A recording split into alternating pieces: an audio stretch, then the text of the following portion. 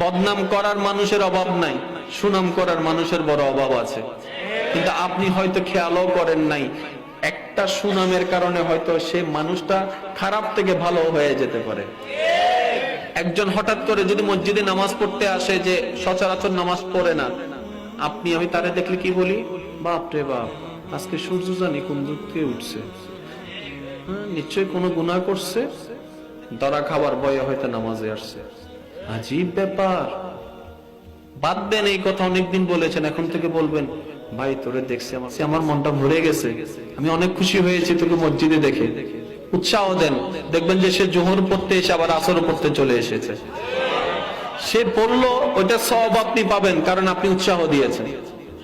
পারলে ভালো কাজ উৎসাহ দিন, না পারলে চুপ থাকুন। আপনি আমি যার কর্মের দোষ খুঁজি, দোষ ধরি, তার মধ্যে তো কিছুটা হলো ভালো আছে। ওই ভালোগুলার কি প্রশংসা করতে পেরেছি একবারও? এটা নিজেকে একবার